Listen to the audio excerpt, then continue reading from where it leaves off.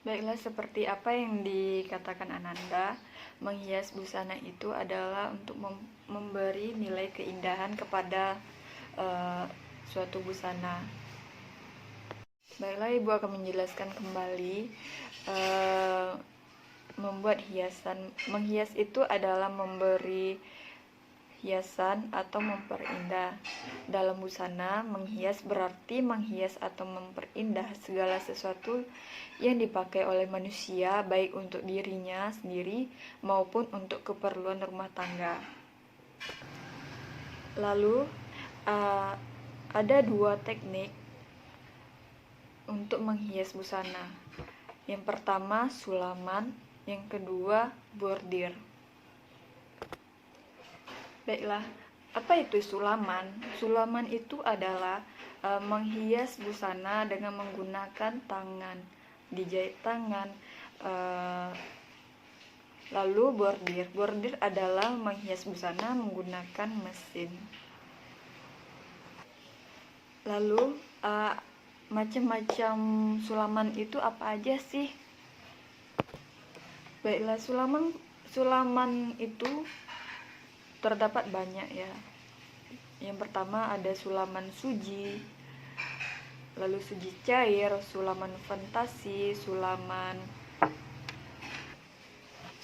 bayang, lalu sulaman Prancis, sulaman terawang Hardanger, sulaman terawang Inggris, sulaman terawang Riseli. Lalu ada sulaman aplikasi dan sulaman melekatkan benang. Apa itu sulaman suji? Sulaman suji adalah sulaman yang menggunakan tusuk pipih dengan menggunakan satu warna benang. Sulaman suji cair adalah sulaman yang menggunakan tusuk pipih dengan menggunakan gradasi warna. Sedangkan sulaman fantasi, sulaman itu adalah sulaman yang menggunakan 3 teknik tusuk yang dikombinasikan ke dalam satu desain. Lalu ada jenis sulam pita, sulaman payet. Lalu apa itu sulaman pita?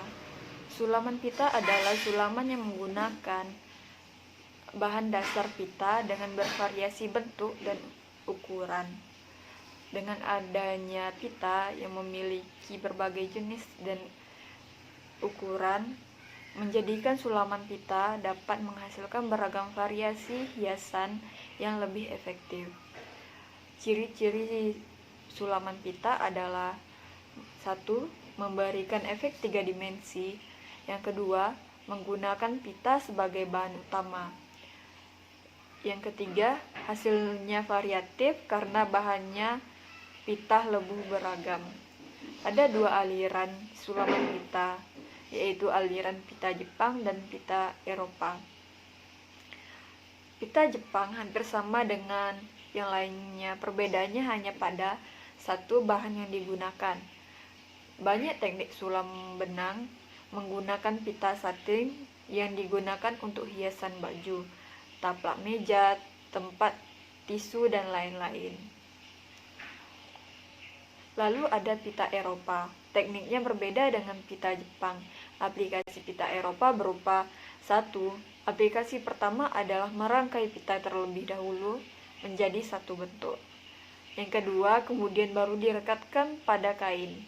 Setelah direkatkan, baru dijahit. Jenis pita yang digunakan adalah organdi. Lalu ada jenis sulaman payet. Kerajinan tangan dengan menggunakan manik-manik sebagai bahan dasar untuk membentuknya atau bentuk lain dari seni hias. Teknik yang digunakan dengan sulam payet berbeda dengan teknik sulam benang pita, serta jarum yang digunakan juga berbeda dengan jarum yang digunakan untuk sulam pita.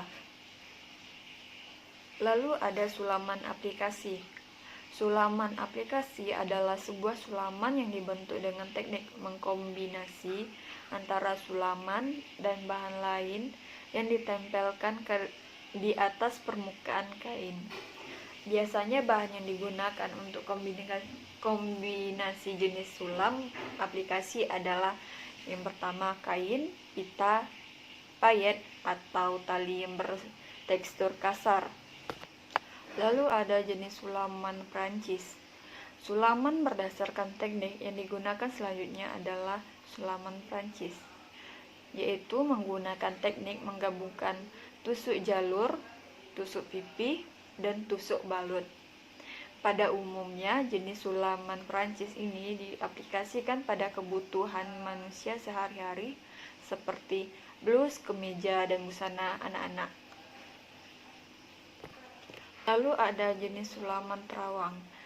Sebagai jenis sulaman terawang sebagai teknik yang digunakan sebagai bentuk lain dari seni menghiasi kain dengan hasil satu geometris yang berbentuk berlobang 4 persegi dihiasi dengan menggunakan rentangan benang atau dengan menggunakan teknik sisipan. Jenis sulaman terawang memiliki beberapa variasi, diantaranya adalah satu terawang Lanier, yang kedua terawang putih, yang ketiga terawang Inggris, yang keempat terawang Persia, terawang Filet, dan terawang Resilio. Lalu ada sulaman melekatkan benang. Sulaman melekatkan benang sudah dapat ditebak dengan namanya. Benang berarti sulaman ini menggunakan benang kasar sebagai bahan utamanya. Cara yang digunakan untuk membuat sulaman ini adalah benang yang direkatkan di permukaan bahan dengan menggunakan teknik tusuk hias. Jenis sulaman merekatkan benang pada umumnya menggunakan untuk membuat ragam hias berupa geometris berbentuk garis-garis lengkap.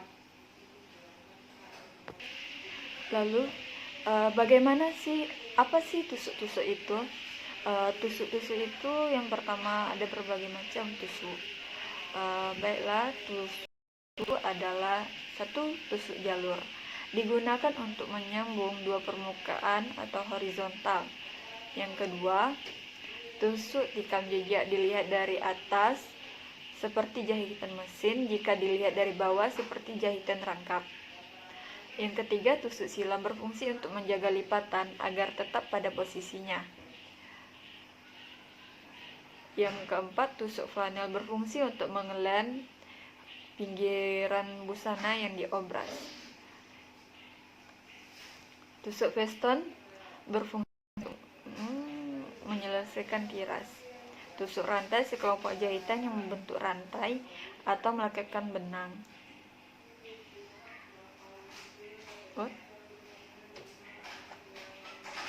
Tusuk pipi adalah melekatkan benang untuk membuat mata boneka dan lain. Tusuk batang digunakan untuk hiasan.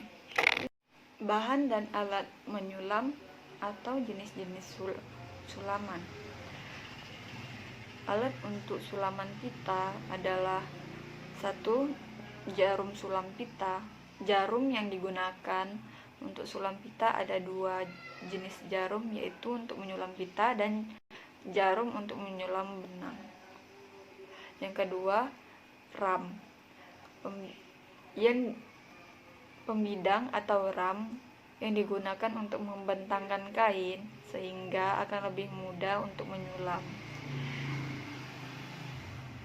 Yang ketiga, gunting. Gunting adalah untuk memotong kain, benang, dan benang. Yang ketiga, kertas karbon. Kertas karbon digunakan untuk menciplak desain ke atas permukaan kain. Lalu ada radar. Lalu bahan-bahan untuk yang digunakan dalam sulaman adalah pita, kain, benang sulam, pensil, kertas. Cara menyulam teknik tusuk.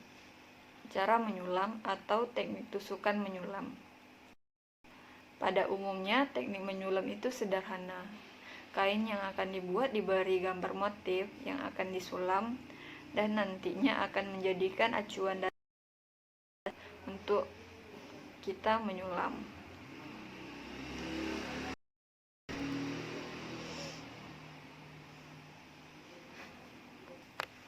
Lalu tusuknya, yaitu pertama teknik tusuk pipi yang dilakukan dengan cara tusuk pipi yang digunakan untuk mengisi pola yang masih kosong.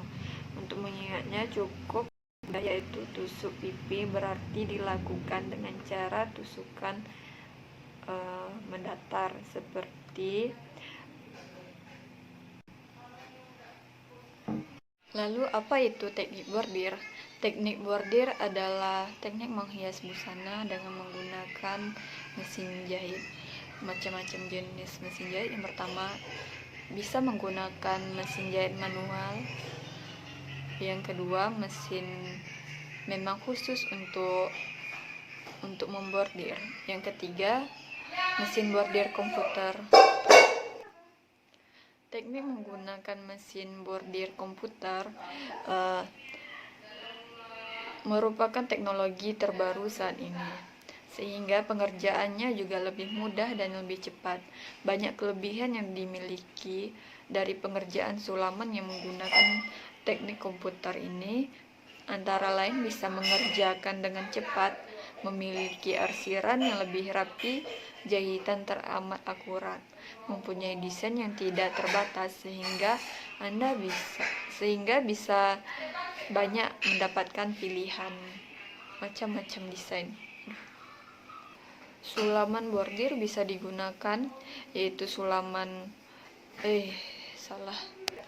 teknik bordir yaitu ada macam-macam menggunakan tekniknya, yaitu teknik sulaman suji cair, lalu sulaman terawang, lalu ada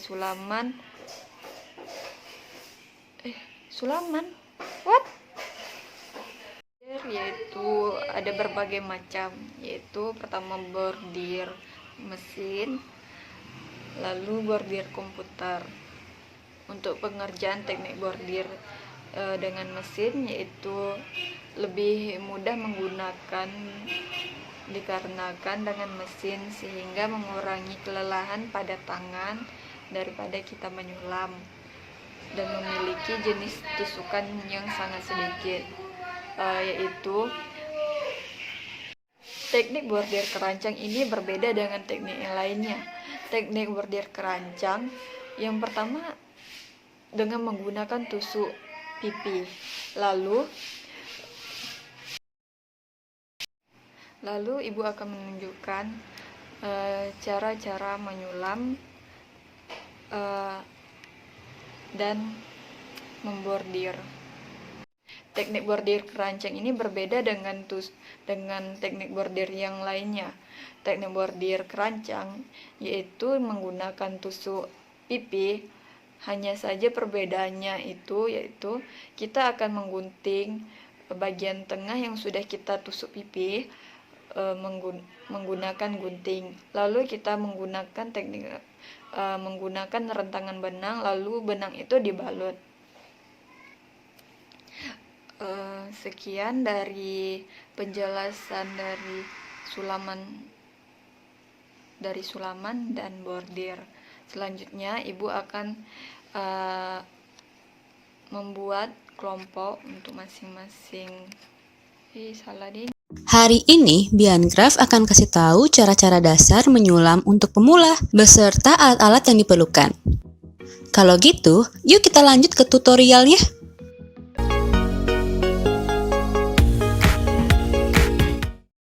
Bahan-bahan yang diperlukan: kain untuk menyulamnya. Di sini aku pakai bahan linen. Kenapa linen? Karena serat-serat kainnya besar dan terlihat jelas. Kamu juga bisa pakai kain sejenis dengan ini ya. Dan rem ring yang bisa kamu beli di pasar ataupun online.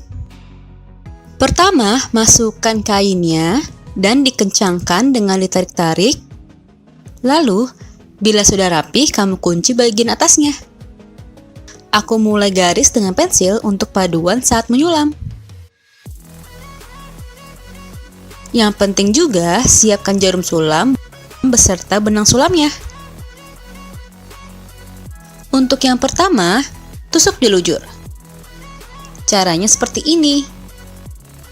Ini teknik dasar banget untuk menyulam.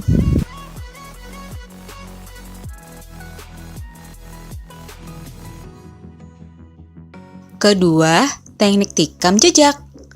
Caranya hampir sama seperti julujur, tapi ini bagian jaraknya diisi ya. Jadinya menjadi garis.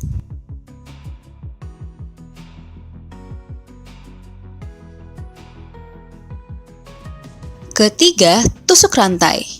Masukkan jarum lagi di titik yang sama. Jangan lupa masukkan di atas ikatan benangnya dan ikat menjadi seperti ini.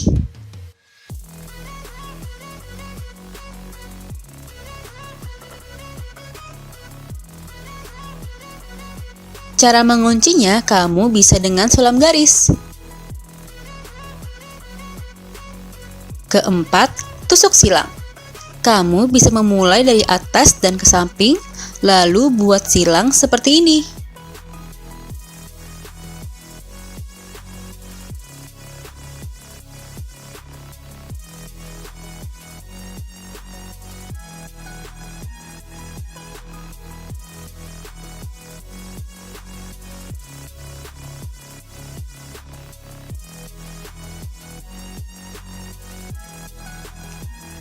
Kelima, tusuk veston. Tusuk dari atas ke bawah, lalu dari samping atas dikaitkan seperti ini. Untuk tusukan selanjutnya akan berbentuk setengah kotak seperti ini.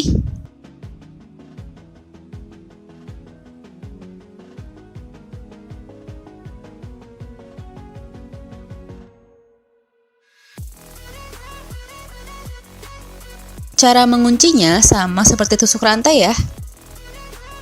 Keenam, tusuk simpul. Caranya, kaitkan dua benang, lalu masukkan dekat tusukan pertama dan tarik perlahan. Jadinya akan berbentuk simpul seperti ini.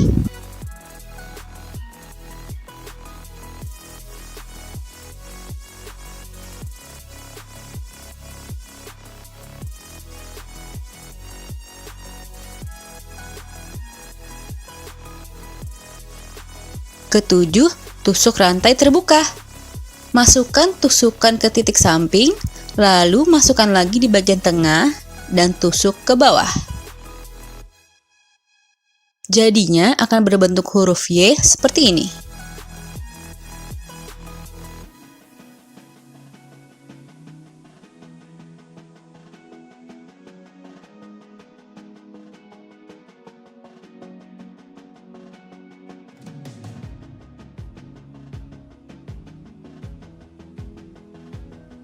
Kedelapan, tusuk pipih. Buat pola dulu yang mau kamu sulam dan tinggal sulam rapat seperti ini agar terlihat menjadi sebuah bentuk.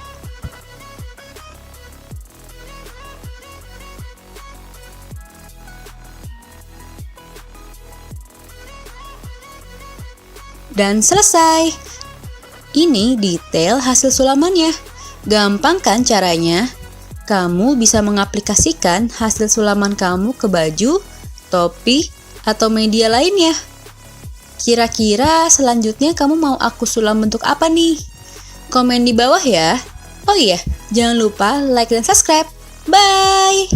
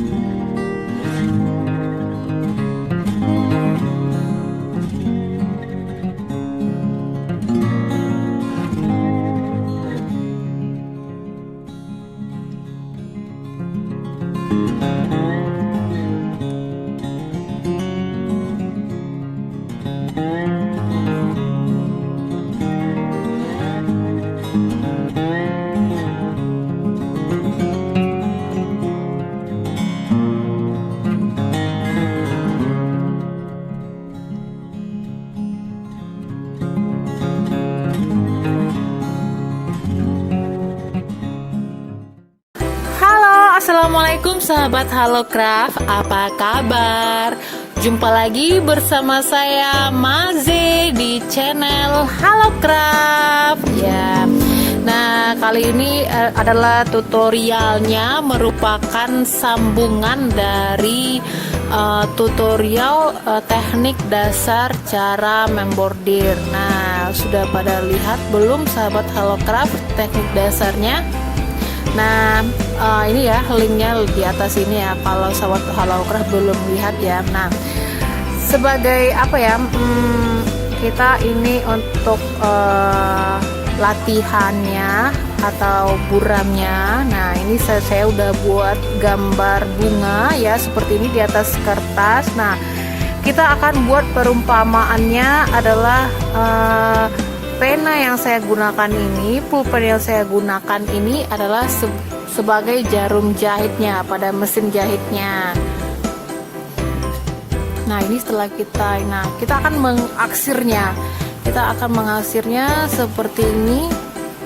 Nah pada mesin jahitnya ini ya kita membordir namanya ya. Kita bordir. Nah pada sini kita arsir. Nah kira-kira cara kerjanya hampir sama gitu, prinsip kerjanya hampir sama. Namun saya ingin menjelaskan kepada sahabat Halocraft semuanya di rumah bahwasanya kalau dalam kita mengasir ini ya, ini yang bagian terluarnya ini kita asir dengan rapat ya, dengan rapat. Nah kita usahakan mengasir ini adalah sesama jaraknya, sama panjang dan serapat mungkin. Nah sesuai dengan keinginan yang kita maksudnya sesuai dengan hasil yang kita inginkan gitu maksudnya. Nah ini pada bagian berikutnya, pada bagian bawahnya ini aksirnya saya buat jarang. Karena kenapa? Supaya benangnya nanti itu tidak menumpuk begitu. Nah kita buat jarang ya. Nah seperti ini saya buat jarang aja. Jadi kalaupun kita nanti kalau kita buat kombinasi warna, nah dia bisa menyatu dengan elegan gitu maksudnya dia menyatu, warnanya itu tidak kaku gitu loh. Jadi dia seperti seolah-olah kalau warnanya berbeda, warnanya itu menyatu, dia seolah-olah bisa merembes gitu loh, dia bisa gradasi sendiri. Ya ampun susah kali nyebut gradasi ya. Kira-kira sahabat Halocraft sudah paham ya untuk hal ini, bagaimana prinsipnya membordir itu adalah kita membuat bordirannya adalah dengan sama panjang ya. Udah ya. Tetapi Maze, ini kalau kita udah praktekkan di mesin jahit, ya ampun Maze, ini susah sekali Maze.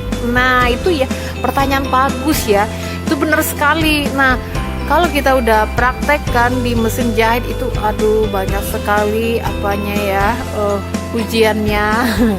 Yang pertama pasang kita masih kaku ya, ataupun kita pasang ramnya tidak pas, pasang ramnya masih kendor kayak gitu-gitu. Terus jarumnya sering patah-patah, terus hasilnya seperti seperti detak jantung kayak gitu lah ya. Nah ini saya gunakan warna yang berbeda. Nah dia bisa merembes begitu. Nah tidak terlalu kaku percampuran warnanya. Nah kira-kira seperti inilah nanti ya kita membordirnya. Nah apa gunanya kita melakukan teknik dasar bordir, video saya sebelumnya. Nah ini kan dia ada lekukan, cekungan. Nah itu gunanya agar kita terbiasa membentuk bunga-bunga yang cembung, bunga-bunga yang bertemu bulat seperti ini gitu. Jadi memang ya teknik dasar itu adalah satu step awal yang harus kita lewati. Nah ini dia contohnya. Nah sekarang kita akan membuat bunganya tadi. Kita akan mempraktekkan langsung di atas bahan ya. Jadi tentunya setelah ramnya saya pasang dengan erat ya. Nah saya buat seperti ini ya, kira-kira bunganya seperti inilah ya contohnya kita buat tadi.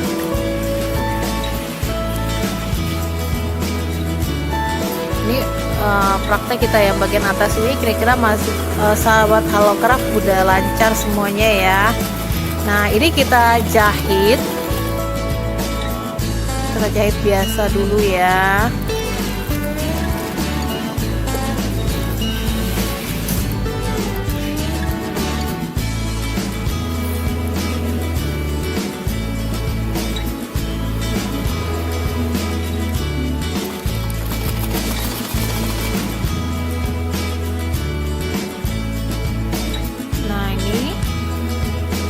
kita akan mengikuti garis yang kita pola tadi, garis yang kita gambarkan kepada alatnya, kita mengikutinya.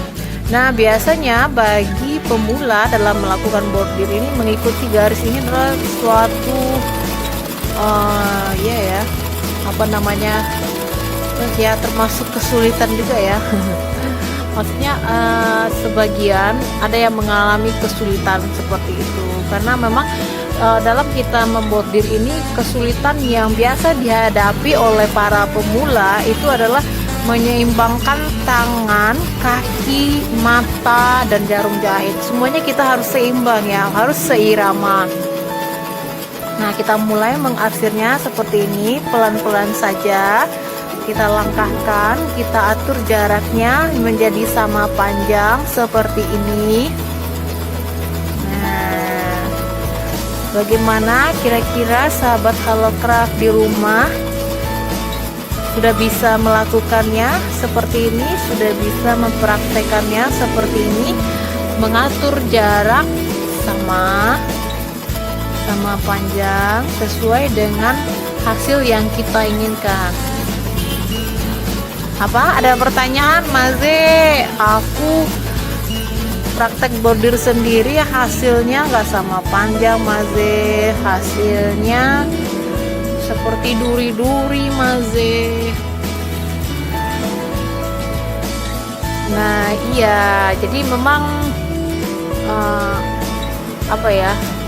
kendala umum yang dihadapi oleh bordir pemula ya seperti itu pada umumnya, dan itu saya kira proses yang wajar dan satu proses yang harus kita lewati, dimana kita mengalami hal-hal yang seperti itu. Nah, ini kita akan arsir. Nah, arsir yang berikutnya itu adalah kita jaraknya tidak terlalu padat ya, tidak terlalu dekat gitu. Nah, ini jaraknya jarang aja, karena untuk warna berikutnya bisa dia merembes dengan elegan. Nah, kita coba lagi ya, kita perhatikan ya sambil Maze bercerita ya. Dan memang kalau kita belajar bordir pemula itu, yang pertama kita harus butuh semangat ya, semangat mempunyai keinginan untuk belajar bordir, mempunyai keinginan untuk bisa membordir. Setelah itu mempunyai kesabaran ekstra ya, karena ini cukup menguras energi ya. Saya pikir kenapa ya, kadangkala kita melihat hasilnya kurang bagus aja kita udah patah semangat. Kadangkala ketika kita menghadapi jarumnya patah-patah, kita capek nih, ini belajarnya susah nih, ini berat nih buat saya, mendingan saya belajar yang lainnya. Dan memang ya, kalau belajar bordir ini memang agak menyita waktu, membutuhkan waktu yang agak lama, karena ini adalah perihal kita kebiasaan. Setelah kita menjadi biasa terhadap mengerjakan sesuatu, lama-lama kita akan menjadi dari yang tidak biasa menjadi biasa, menjadi hal yang lumrah gitu untuk kita lakukan. Nah, kalau kita udah sering belajar bordir ini adalah suatu hal-hal yang harus kita lakukan berulang-ulang kali untuk kita menjadi bisa membordir ini. Nah, jadi memang kita harus latihan setiap hari gitu. Nah, kenapa? Karena pekerjaannya cuman ya seperti ini, kita membentuk sesuatu ya, menyeimbangkan antara tangan, mata, jarum jahit, kaki ya, karena kita pakai pedalnya digoyang ya, bukan pakai dinamo. Nah, kalau pakai dinamo lain lagi ceritanya nanti. Nah, seperti ini. Semakin kita sering melakukan membuat bordiran, itu lama-lama bordiran kita akan bagus sendirinya. Apalagi kita mengerjakan banyak motif gitulah. Semakin banyak motif yang kita lakukan, semakin bagus bordiran kita lah. ya semakin apa ya, semakin tinggi jam terbangnya, kayak gitulah ya kira-kira.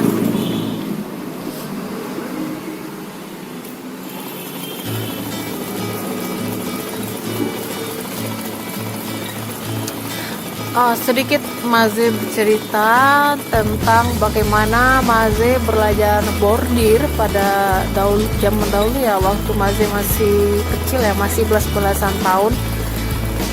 Itu kan Maze belajar dari orang tua Maze.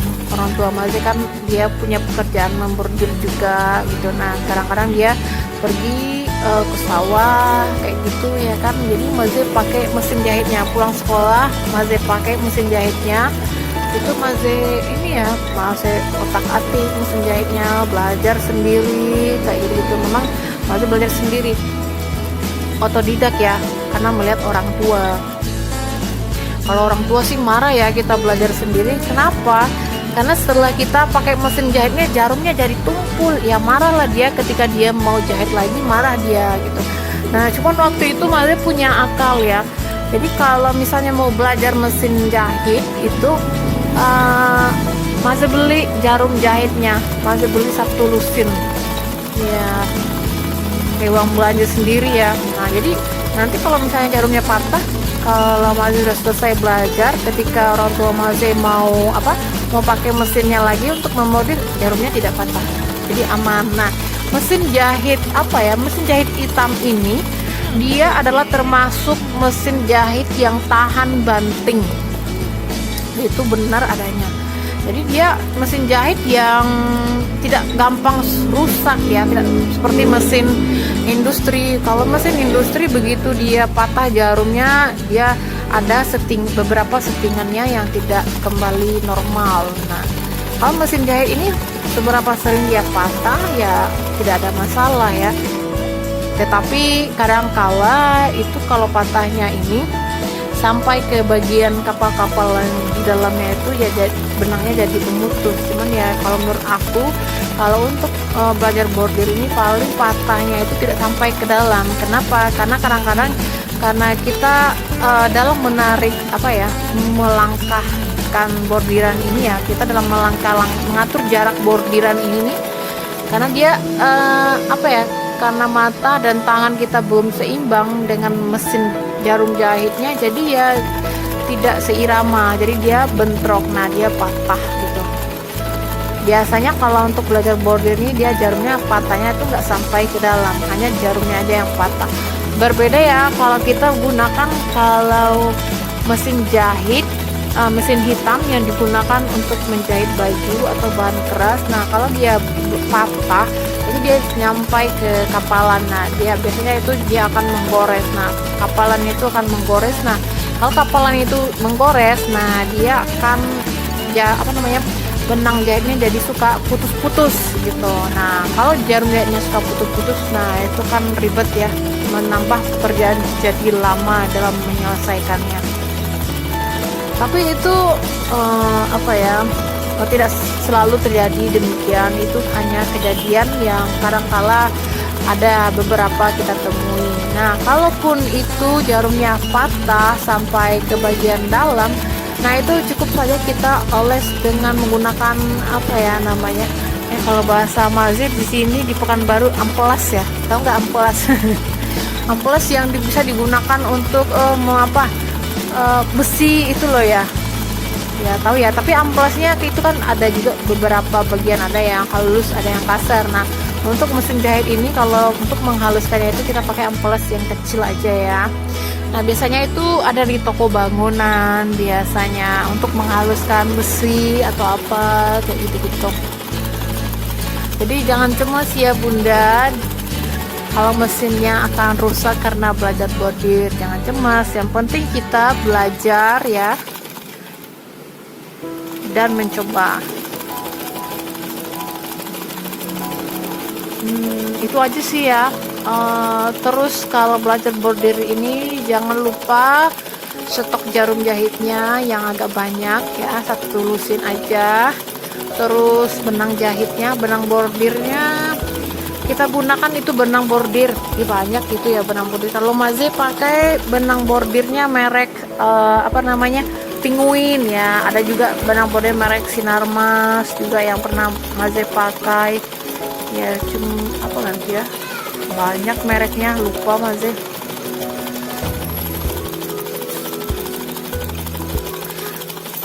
Apa, kalau untuk benang bordir ini biasanya kita jumpai di toko-toko alat craft. Nah, toko alat-alat craftnya itu tergantung ya, yang lengkap biasanya ada di pasar-pasar tradisional, tiap daerahnya ada itu biasanya.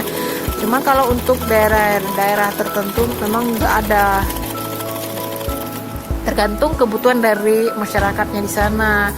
Jadi misalnya kalau kayak di Bandung itu pasti ada, Jakarta pasti ada, kayak gitu. Emang kalau untuk daerah Kalimantan, aku nggak tahu ya, Sulawesi, Rian, ya kan aku nggak tahu, mungkin ada, coba lihat aja. Nah kalau tidak ada, coba aja lihat di toko online shop. Nah itu biasanya ada. Sekarang sudah gampang lah ya, kalau kita mengalami kesulitan untuk mendapatkan sesuatu, tinggal buka di Google, belanja, ya kan, udah gitu aja. Beda ya kalau zaman dahulu ya, aku sih merasakannya ya, kalau mau pengen ini itu susah ya dapatnya, cari ke pasar pusat di daerah nggak ada gitu. Malah mereka bingung, apa yang kita tanya mereka bingung gitu.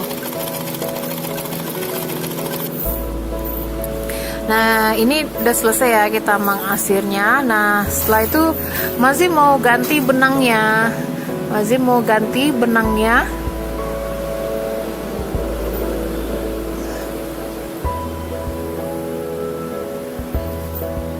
kayak warna apa ya namanya, kayak warna ungu-unguan gitu lah ya, cuman ungu muda gitu ya. Jadi untuk yang arsip berikutnya ini ya sama seperti arsip sebelumnya yang udah Maze ceritakan, kita bikinnya agak jarang ya, tidak terlalu rapat. Nah seperti ini.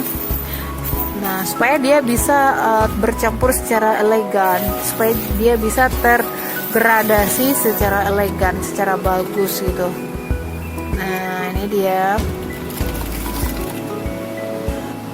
Dulu waktu Maze pertama-tama belajar bordir ini ya, pas bagian yang untuk mencampurkan warna, kombinasi warna ini, pengalaman Maze waktu itu hasilnya kurang bagus ya, karena Maze mencampurnya itu, menggradasinya itu kurang tidak seperti ini hasilnya ya, seperti kita pokoknya hasilnya itu kaku warnanya itu gitu loh.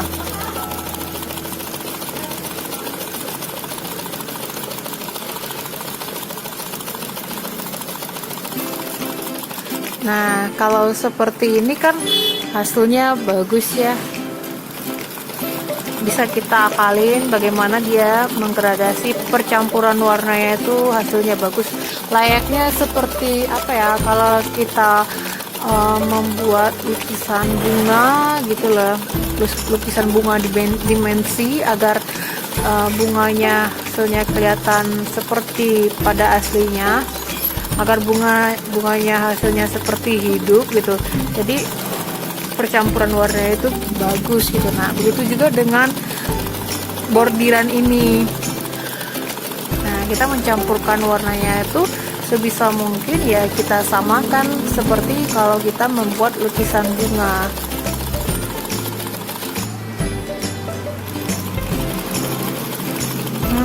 Barangkali sahabat Harocraft bertanya-tanya, ini kalau kita udah bisa bordir, ini mau apa lagi selanjutnya gitu loh, step apa lagi selanjutnya gitu. Nah gini, Maze kasih pengalaman Maze. Nah apalagi kalau kita perempuan, ibu-ibu rumah tangga, kalau kita udah biasa membordir, maksudnya kalau kita udah lancar membordir, Nah,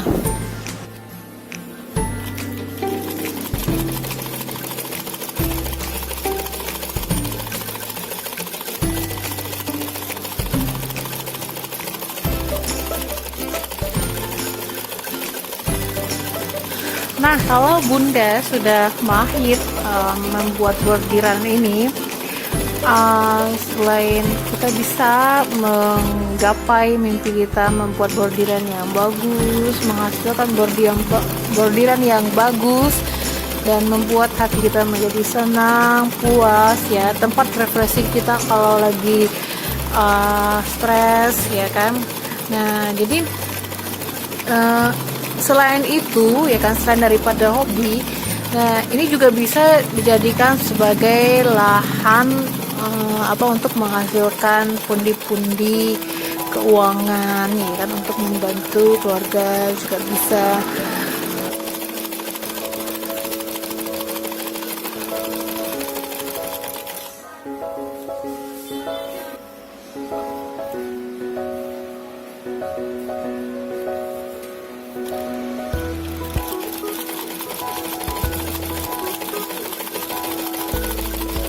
Nah sekarang itu memang sih kalau masih lihat itu bordirannya memang menggunakan mesin industri.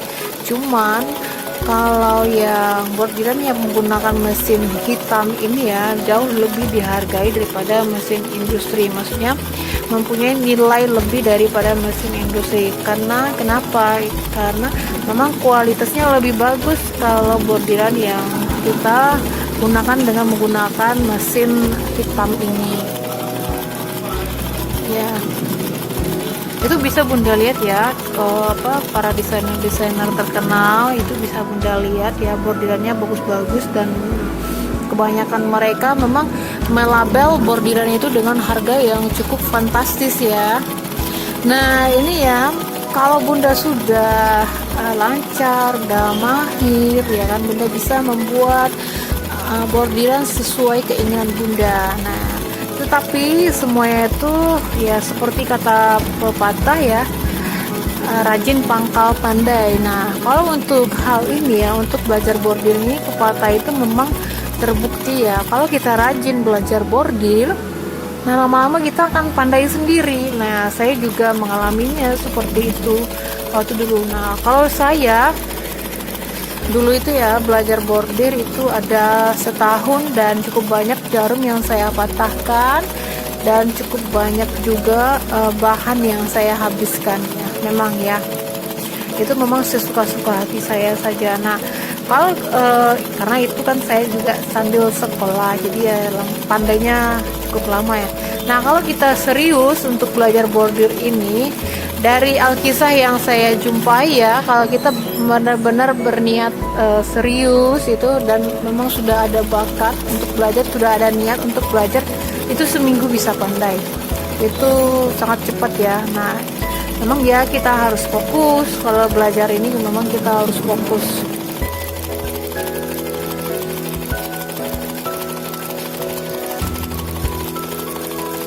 Terakhir ini saya mencampurkannya dengan warna ungu ya, jadi dia ini dapat Bunda lihat ya, dia tercampur dengan bagus, tergradasi dengan bagus dia. Nah seperti ini, seperti bunga betulan.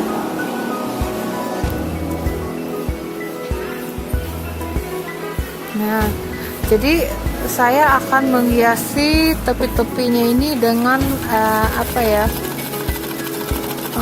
jahitan yang berulang-ulang ya, untuk hasil yang lebih bagus lagi. Silahkan Bunda lihat nantinya.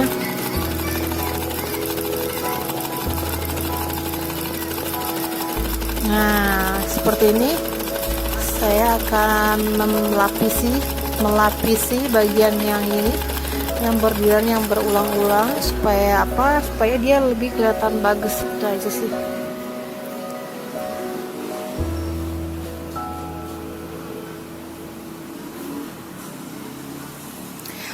Oke, sahabat Halo Craft, jangan lupa subscribe ya. channel Halocraft karena nantinya akan banyak tutorial menarik lainnya seperti tutorial bordir atau tutorial jahit ya. Saya akan membuat tutorial hijab ya untuk video berikutnya, nantikan saja. Saya kira ini menarik ya karena kita udah membuat tutorial jahit kelim. Nah, biasanya kan hijab sekarang itu kan di kelim ya, bukan di sirsak kayak gitu dengan menggunakan mesin ya. Tapi sekarang itu di kelim ya, lagi tren-tren di kelim dengan yang dirempel. Nah, tutorial berikutnya saya akan buat seperti itu ya, insya Allah. Namun demikian, jangan lupa subscribe ya Bunda, agar setiap video yang terbaru dari saya Bunda mendapatkan notifikasinya.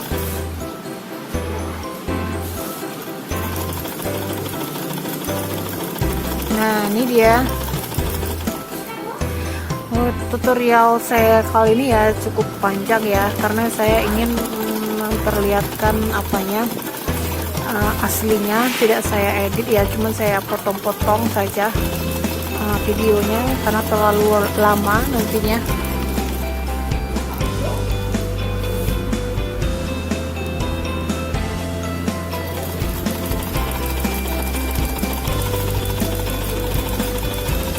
Nah, untuk yang bagian bordir luar ini caranya seperti ini saja ya, seperti yang kita lihat di video. Nah, itu tidak terlalu susah, cuman ya kita mengulang-ulang kembali. Nah, kita ulang, kita maju, ulang dan maju, ulang dan maju. Nah, itu hanya cuma beberapa gerakan saja, mungkin 3 gerakan maju mundur maju terus pindah lagi.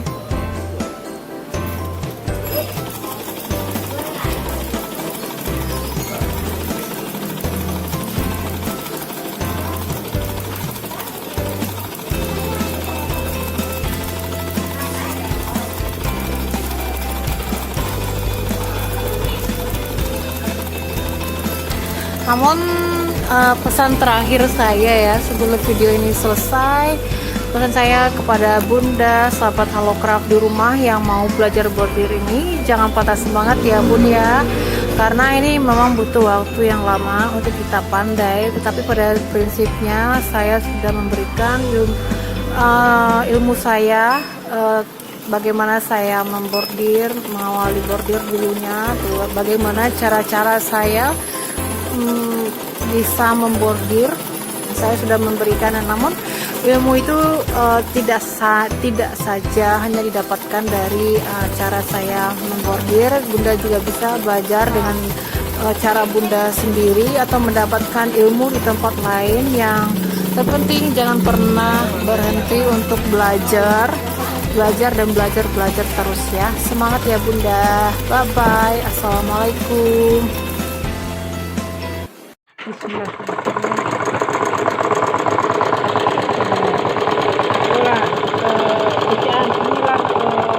Cara buat bordir keranjang Bukit Tinggi. Kan ini cara buat keranjang ya. Buat makena keranjang.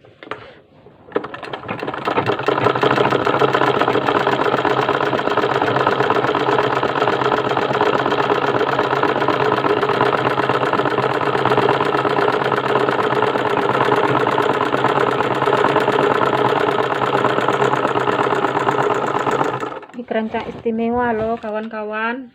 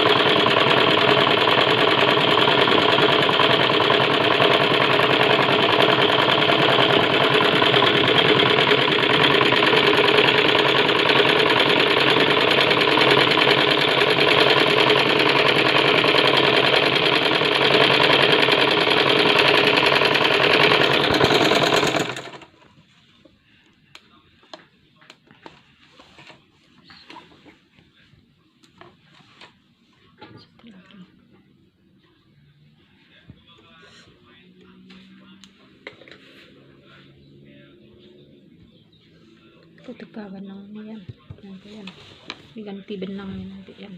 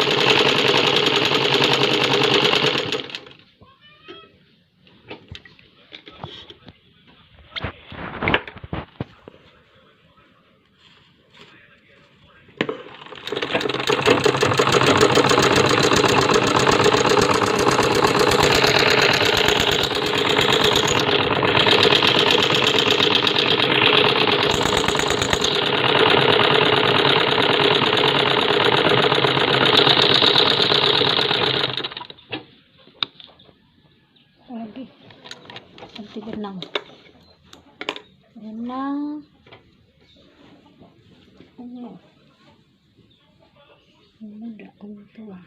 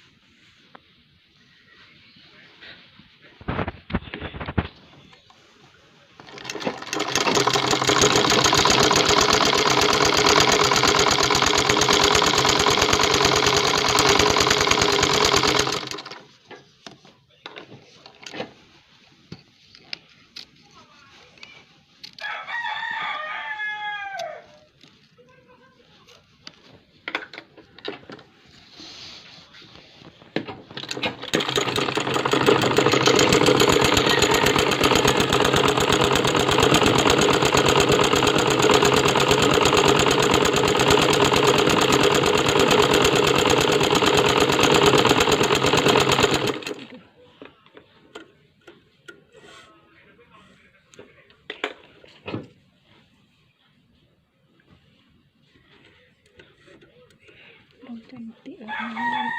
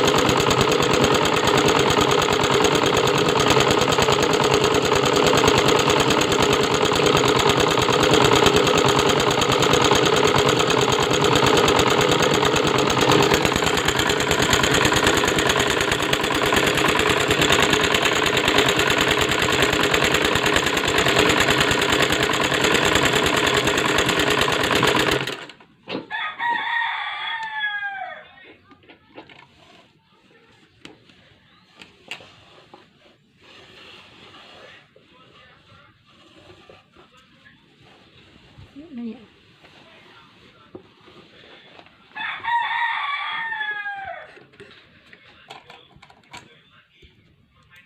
spool ini bersih kan.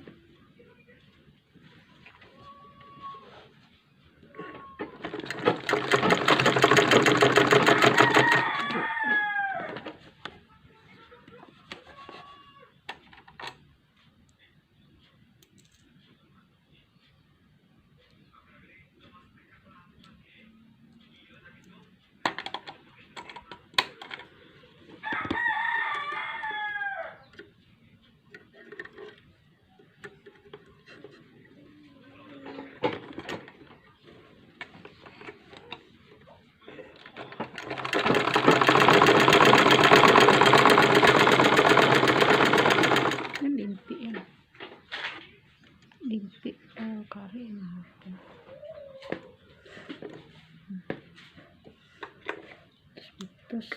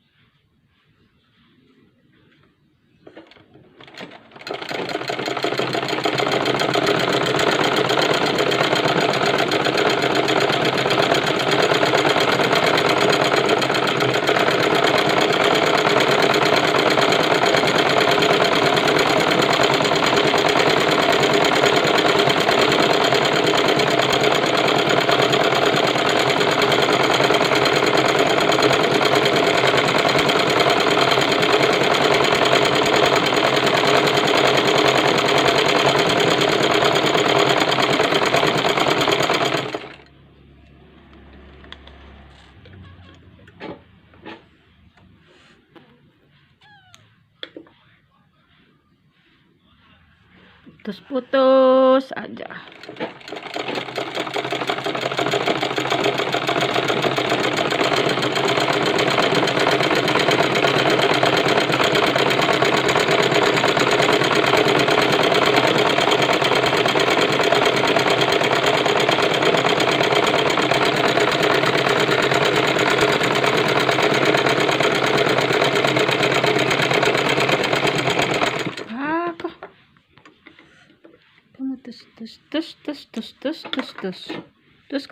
Terus keputus.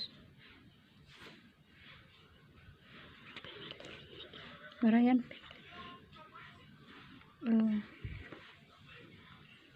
Panjang barasnya.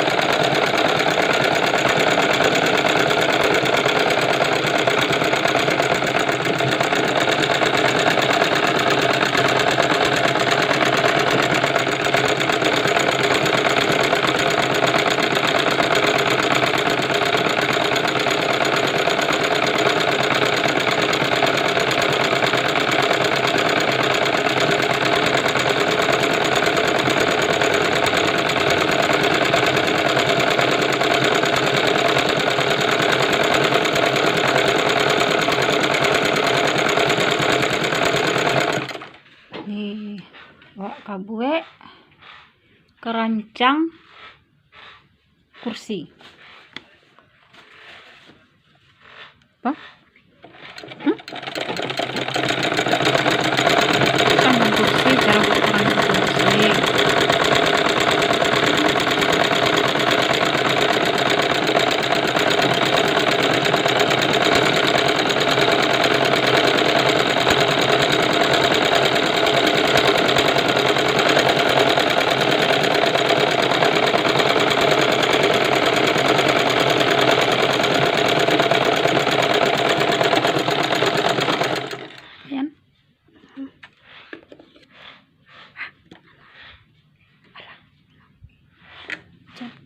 siap. Yang siap.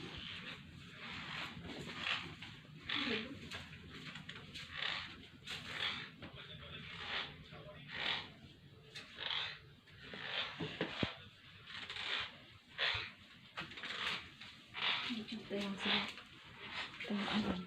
Tengok nih cara buatnya. Ini yang siap nih ya.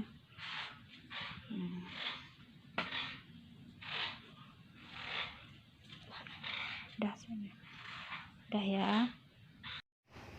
Baiklah, setelah kita mengamati bagaimana cara membuat sulaman-sulaman itu dan membordir, ibu akan membagikan kelompok, lalu kelompok akan mendiskusikan bagaimana cara membuatnya masing-masing sulaman itu dan itu.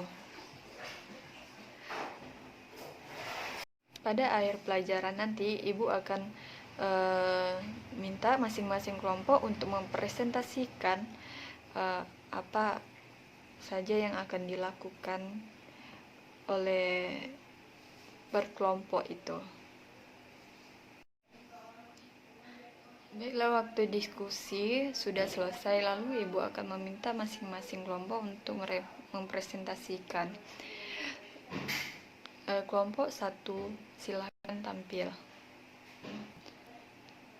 Baiklah, seperti yang dijelaskan oleh kelompok 1, ibu mengerti bagaimana caranya. Hanya saja akan lebih bagus kita mempraktekkannya. Jadi untuk tugas minggu terakhir.